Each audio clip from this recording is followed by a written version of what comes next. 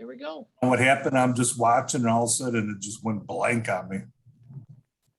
And then Mick was trying to recover it, and he's like, I hope you guys didn't drop it. I'm like, we're all still on.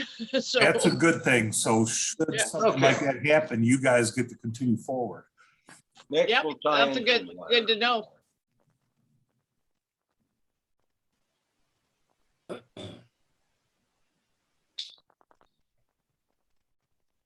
me get this wire out here. Ah, there we go.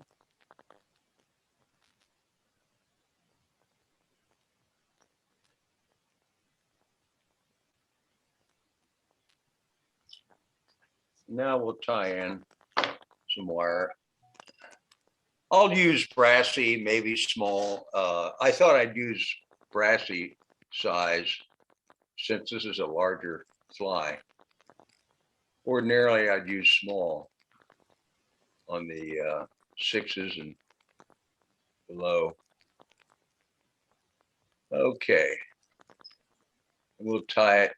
You can tie it on the near side, far side. You really tie it on the top. It really doesn't matter. I'll put it in my material clip.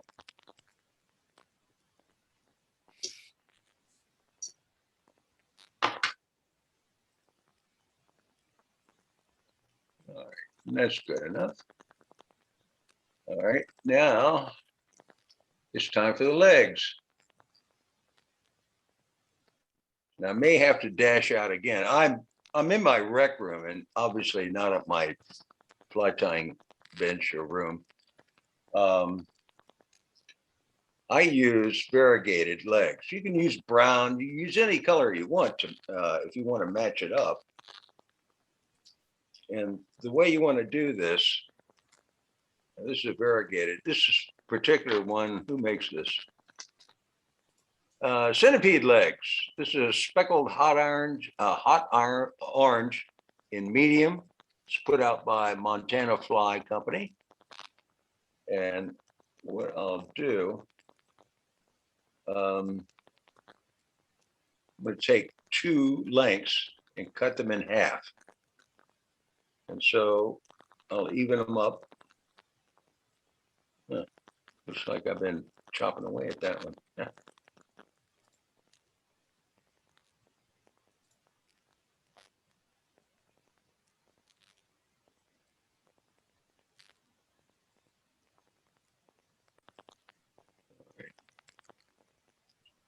Well, that's not how it even.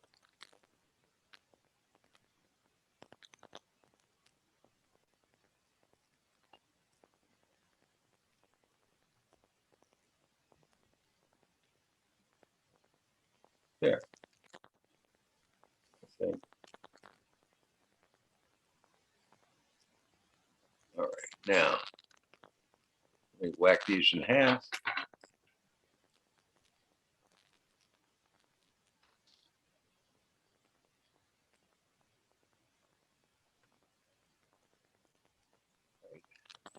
And the same thing as you did earlier. No, I'm sorry, advance your thread to about a little less than the halfway point.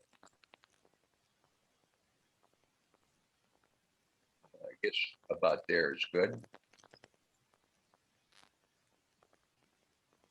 I am so sorry, I missed something here. I forgot the chenille. Okay, so let's tie the chenille in. Sorry, go back to your index point or where you started. And we'll take some chenille. Of course, you want to strip off about a 1/4 inch or so to get down to the core. Don't want any lumps in this. And tie that in.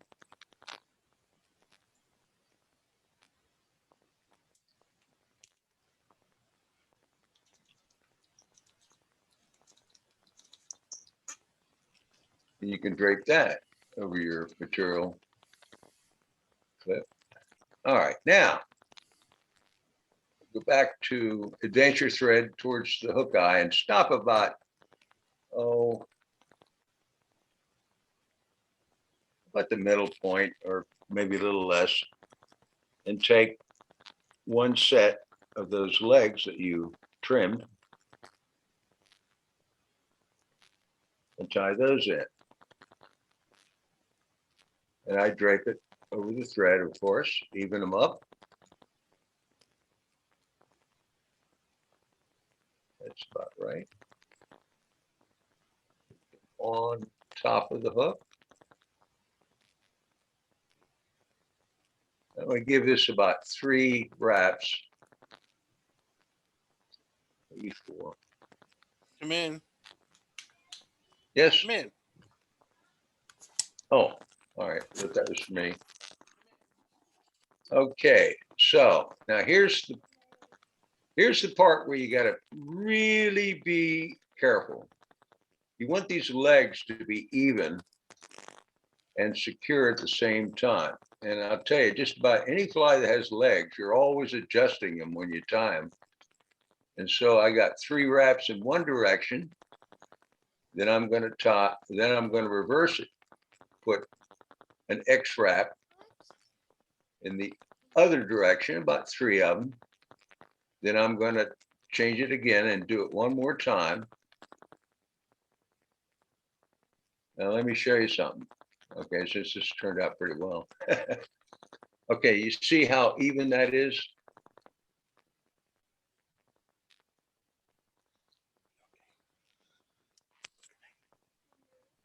So now we want to make sure that it doesn't come loose. And this is exactly how you would tie on barbell eyes to a clouser.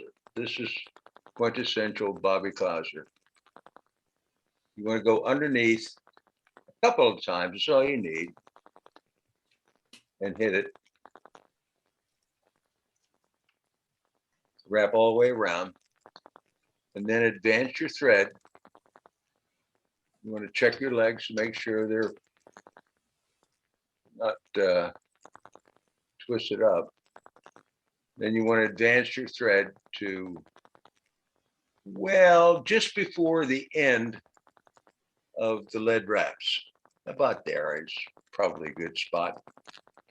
You would tie in your second set of legs.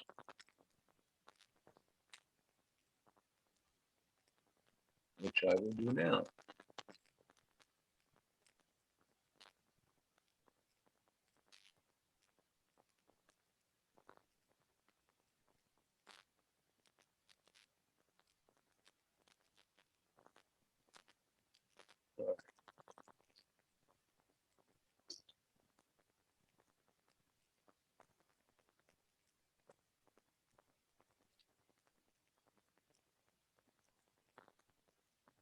This differs from, again, from patch rubber legs in that patch rubber legs only has 3 legs on each side, and this has 4.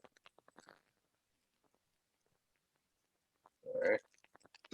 Now, what I do, and matter of fact, I'll do it right now to show you.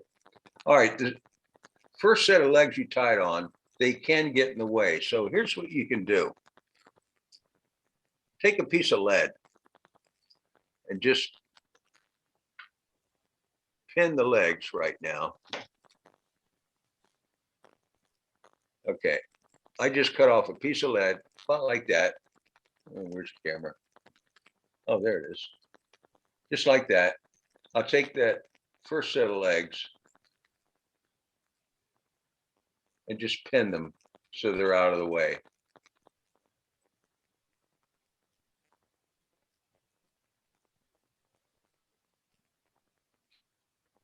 First, you have to put the lead over top of them.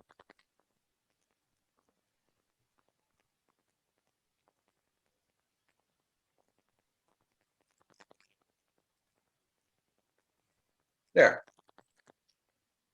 Now they won't get in your way. Okay, now we can continue. Or did 3 there. So I'll do 3 over here, just like we did on the first set of legs. Maybe do it another one here. 2 or 3 times is all you need, really. Then, Now, when you get something like this, where they're going forward probably a little more than you want, you can always move it with the next thread wrap. Just cut into that set of legs and just move them back. Now I'm going to go underneath.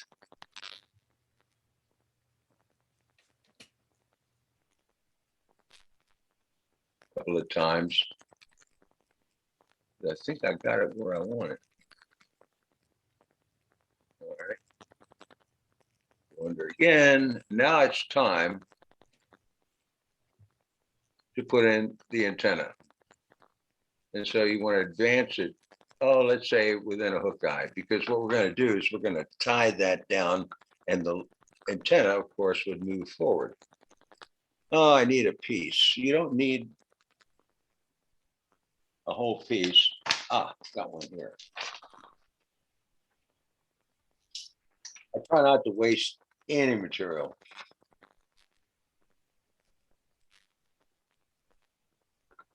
All right, so I take, and this is about a half of a length of this variegated chenille, or excuse me, legs, rubber legs. And I'm going to tie it right on. Get that other leg out of the way. May have to pin that leg. Yeah, it's going to give me trouble. All right.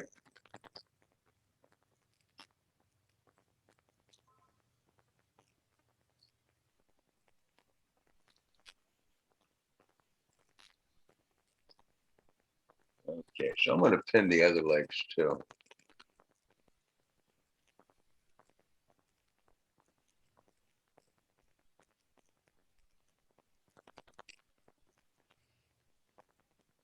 All right.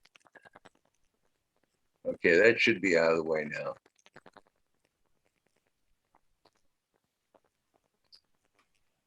All right, now, where was it? Ah, here we go. Just as we did with the legs, I will take that one piece of rubber leg, tie it down.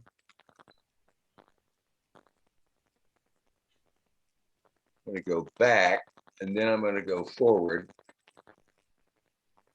And hopefully that will split these legs up. But if they don't, I'll show you something you can do to fix that. All right, a little wonky.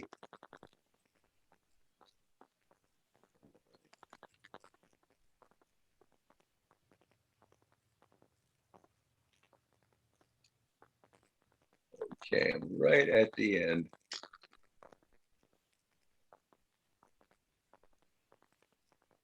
There. That's not too bad. If you want to, okay. I got one, won't stay there. Just a minute.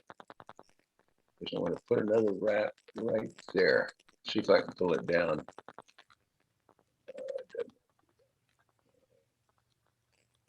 Let's do this. There. Stay, did it?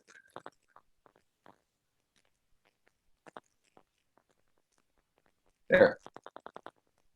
We'll pull it apart a little bit so we can have access to the hook eye. There you go.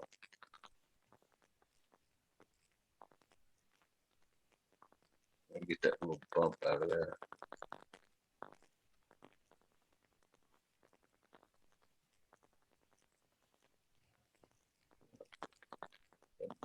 That's all right. I'll cover it up. Okay, so now it's time for the chenille. We're going to take all of these legs that we pinned and unpin them.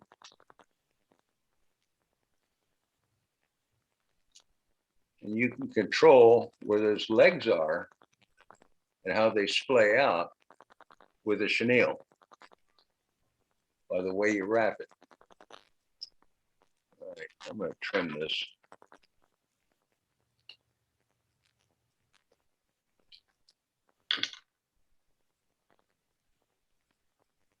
Now we're just gonna wrap forward.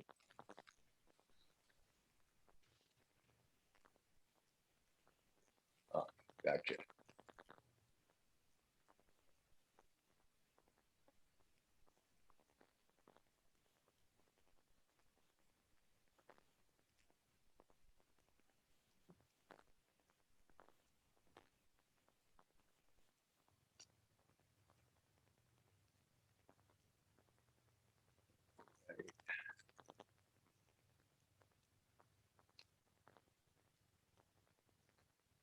Okay.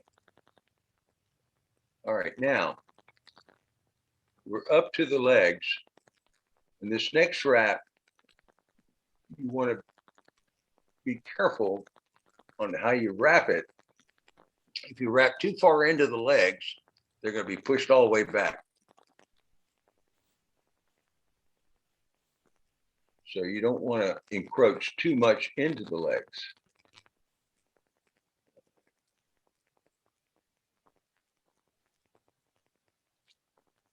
I may have done that. See if I can pull it out. Yeah, it's coming out. Okay, that's good enough.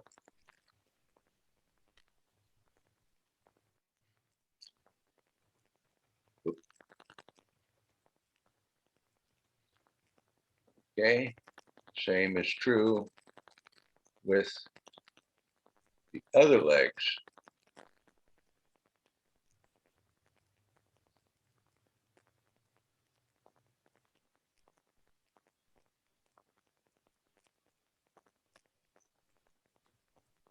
Bob, can you wrap the chenille between the legs so you kind of force them to splay out a little bit? Is that- I'm sorry, you came in muddy. Can you say it again? Yeah, can you wrap between the legs so you get them to splay a little more? Is that possible? You're really coming in muddy. Wait a minute, hold on a second. Let me hold this thing. It's because John's calling us from his air traffic control center. Can you hear Oh, me? I can okay, hear Bob? you fine. Okay, so he's asking if you can put the chenille between the legs to get them to splay To out splay a little out? bit more. Yep, splay. Can you go You that can- way, or are you going in front or I'm behind? going in the front. Okay, Yeah, my legs are already splayed out enough for me. If you want to try it, go ahead and see what happens. All right, I'm up to the head. And I'm going I to think tie it off. John's question on that too is I think that'll actually start going too much forward and too much back if you actually take the chenille through. Yeah. I think you're better up behind or in front, and then you can actually control the direction those so. legs are going. Okay. Okay, now I'm going to give it about 3 behind it and a couple in front. And that is secure. All right, I'll trim it. All right, now the last part. Now this isn't too bad. Is that splayed out enough for everybody?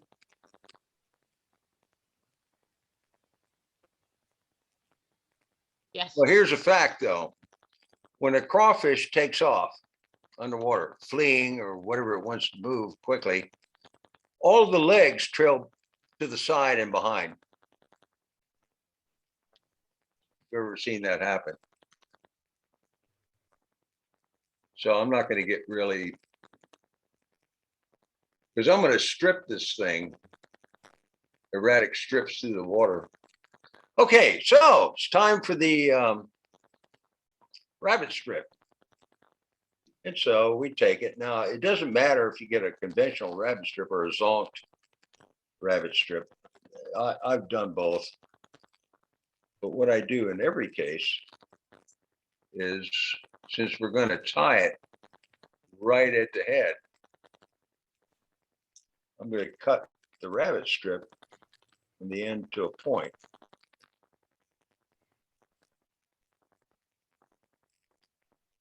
That'll make it easier to tie in.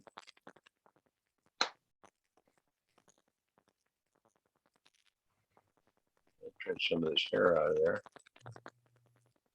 Okay.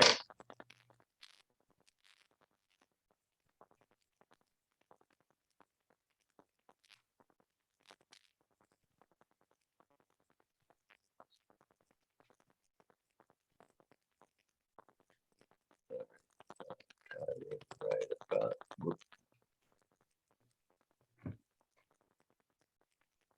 rely on thread torque to put it to the top.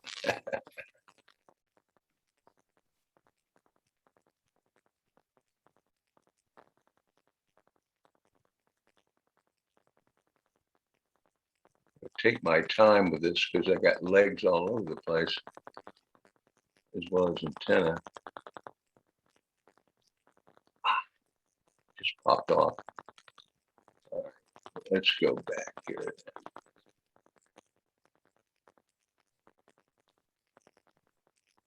All right, now let's try. Kind of an open question to everyone for what Bob's trying to do now. Has anybody ever tried putting like a dab of UV cement or something there to kind of anchor the fur down and I guess you could. I'm really fussy about head cement, adhesive, whatnot. I try not to use very much at all.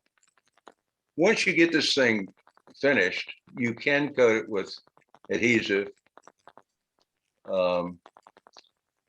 And it would probably make it even more secure, I guess. I haven't had anything fall apart on me yet, though.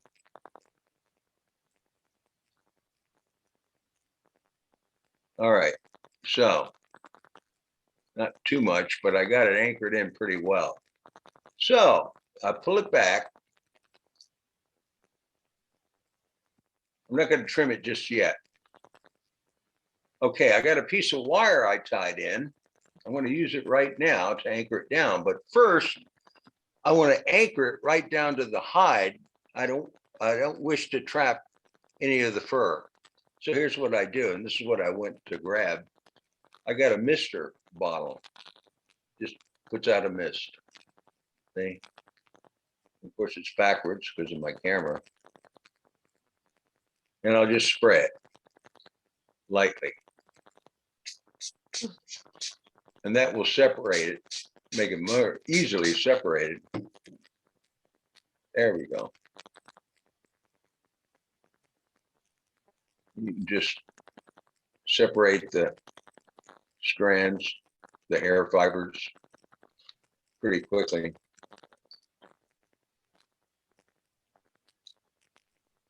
All right, now take my, separate that. All right, coming up.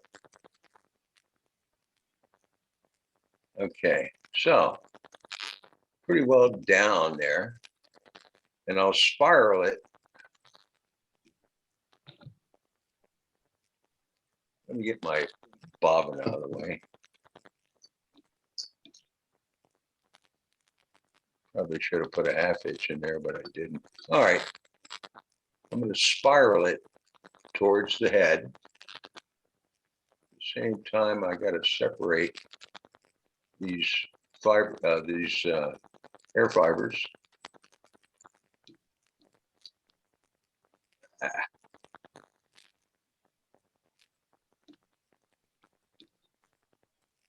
Scoop them up here a little bit. Okay, that works. There. Might need my what I think, or scissors, one or the other.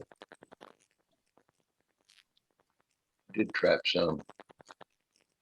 Okay, no worries.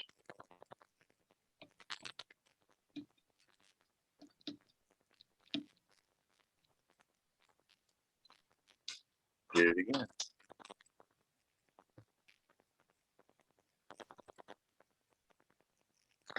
I'm gonna keep going.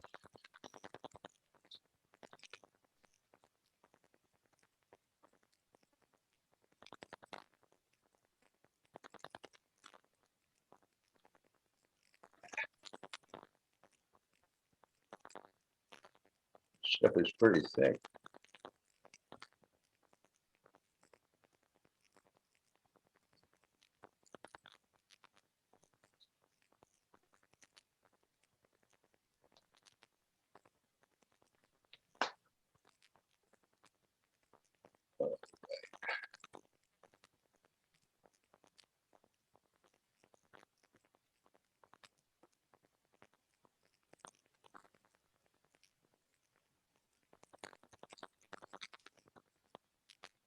You know, I also spray Marabou down while I'm tying the fly on a woolly bugger.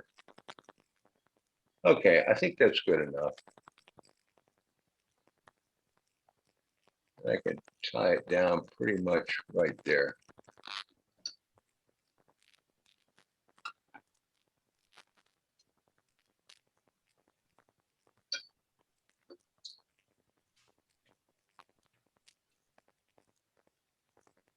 Just got to make sure you don't trap any of the legs or the antenna.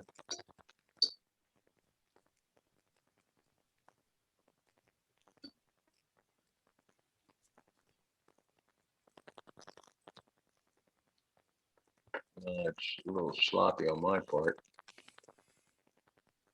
Okay, that's good enough. And maybe a couple in front.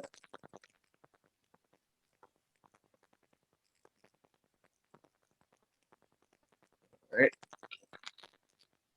And we'll brace it and helicopter it off.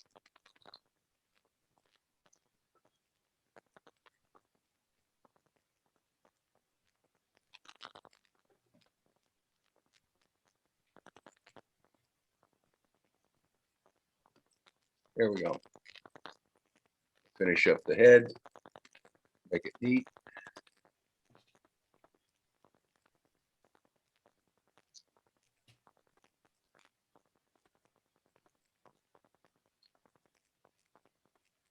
Okay, I see where I might be intruding into the eye a little bit. So I'm going to put a wrap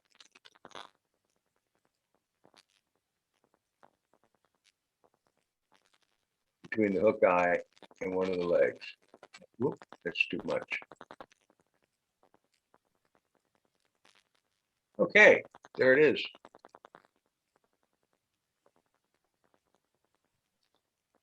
All right, and we'll finish it up. Now I'm in the habit of putting a whip finish towards the back of the head instead of the front. And I do that for all my flies. And a 5-turn whip finish.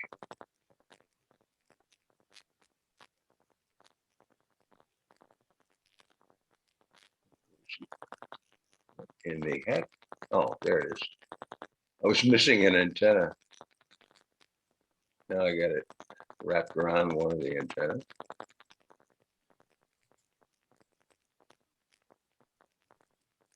Oh, come on.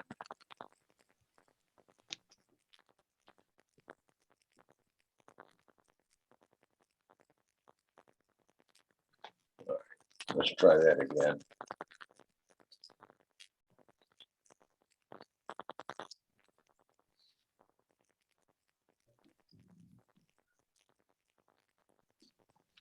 There.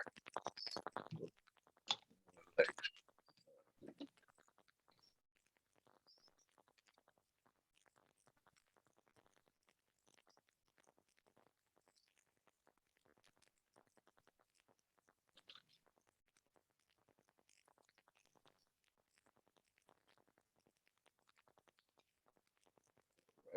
And there it is.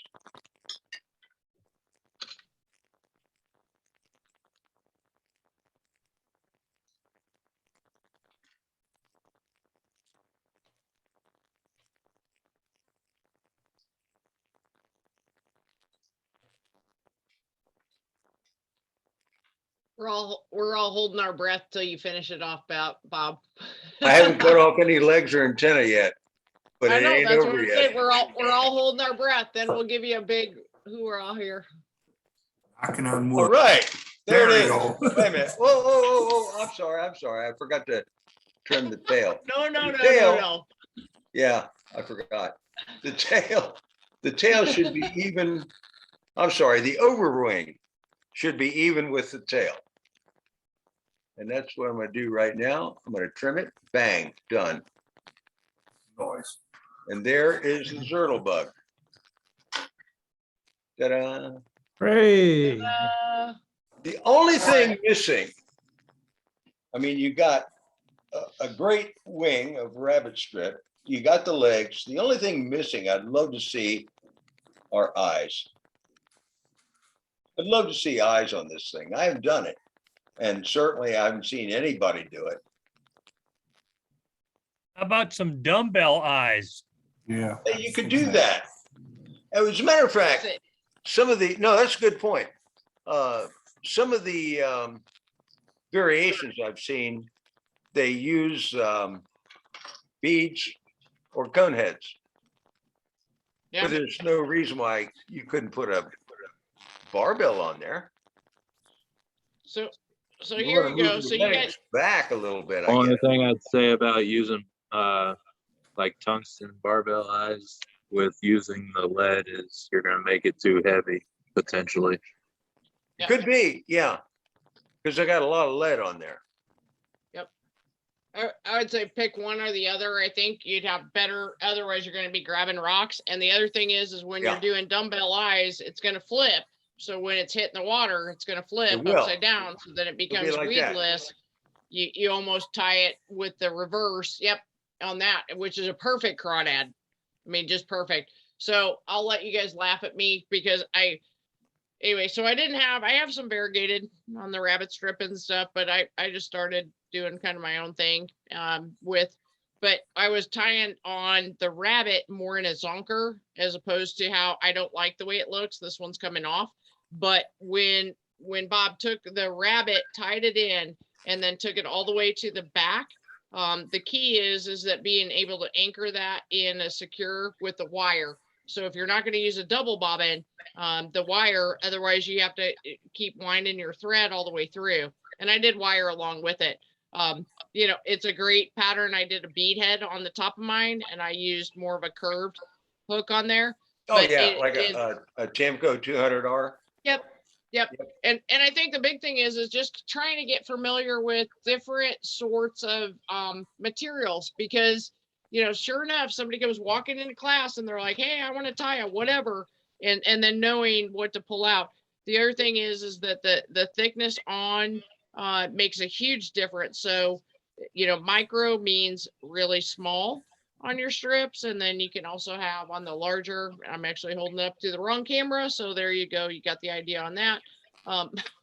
But hey, that's a good pattern. I'll be that fly swap thing I was talking about before, Bob, send me, I don't know, 20 of those, and I'll make sure they get distributed. Well, let me ask you this, because we talked about it before, or I've tried to promote it. There is a caddis wet fly. I tie a lot of wet flies. And I tie the classic, normally the classic salt tackle fly, United Kingdom style, Yorkshire, if you will. Years ago, I was fishing the Little Red in northern Arkansas. Yep. And I used the recommended sow bugs. As a matter of fact, we even have a sow bug festival there somewhere. Oh yeah, they do. Yeah. But at any rate, a buddy of mine, well, actually there were about 5 or 6 of us, but I was fishing with a buddy of mine. We were using the sow bugs and we couldn't get a strike, couldn't buy a fish, nothing happened. And so I saw this shop that was on the edge of the Little Red where we were. And I went in there and I complained about it. He said, well, what were you using? I showed him. I said, these cell bugs, they don't work. He said, And oh, he laughed well, he laughed at you, didn't he, Bob? Because I know him. what, the old man there? I know him. The little red fly shop? Really? Yeah, we have yep, right there, Heber Springs. In fact, Roger was down there earlier this spring. But yeah, I thought they little went out of guy. business. No, there's another one right on the highway, right across from the gas okay. station. No, that's a different one. Yeah, that's a okay. different one. But at any rate, Then the same little old man moved. yeah, I don't even know if he's still alive, but he was a marvelous gentleman. He really was. His shop was small, but had sufficient amount of material. And he devoted part of it for fly tying whoever walked in. And I guess he held classes or something. At any rate, he said, well, what you need is a caddis emerger in a wet fly. And I wasn't sure what he was talking about. So he gives me this fly. And he said, this is what you ought to use. I said, what's the name of it? He said, it's the green ass. And he invented it. I heard of the red ass, but I've never heard of the green ass. And so I tied it up, and it was, years later, I appreciated it because it was tied in the style of the Yorkshire saw tackle fly. It was marvelous. Only used, he used partridge, yes. The thorax was a little tiny ball of, what is that stuff? Darn, ice dub, yeah. It was tan. And I said, why tan? And he said, well, the exoskeleton of an emerging caddis is slightly violet. And if you look at the ice dub in tan, it has a violet cast to it. Yeah. Well, I tell you, he really hooked me. He really did. And of course, the rest of it was just green thread. And that was it. The fly was tied sparsely, which is what you're supposed to do with soft hackle flies. Americans seem to over hackle their soft hackle flies. It took a while, maybe it was his second or third book, before Sylvester Neames, who passed away, and was he was the guy you went to for soft tackles. He finally admitted, well, we tie these too sparsely, particularly with mayflies. You got to lighten it up. And so the hackle has to be tied sparsely because they represent struggling legs or even wings in the water. So you don't want to over hackle it because that'll defeat the purpose of what it's supposed to be doing. So I could tie that too at some later date if anybody's interested. It's a caddis emerger in a soft tackle. It works for me. Well, the part of the story is I immediately took those flies. I bought maybe half a dozen of them, shared them with my buddy while we were on the Little Red. Instantly caught brown trout. Instantly. Just about every other cast, we were catching brown trout. And so I went back, bought the materials, spent all night tying up dozens of them. So, and I still tie them. Instead of partridge, on many of them, I'll tie them in a green or chartreuse guinea hen, guinea feather. And that seemed to improve it somewhat. Not a great deal, but somewhat. So if anybody's interested, just let me know. Well, Bob, you were talking about putting eyes on what you just tied. Yeah. A little trick we use with saltwater is getting monofilament, usually about a 30-pound test, cut it into. Just put in plastic ice? Yeah, maybe 1.5 inch length. Take Yeah. a lighter, melt Melt it it? down, and tie them in. Yeah, and then melted tips. Yeah. Yeah, that would work. And it wouldn't add any weight to it. No, Yeah, great idea. oh, you can color them the way you want. Yeah. Yeah. I think most successful bass flies or smallmouth bass flies, that's one of my favorite fish,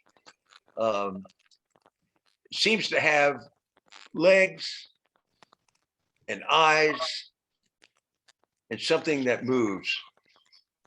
Got to have movement. Yep. Of something.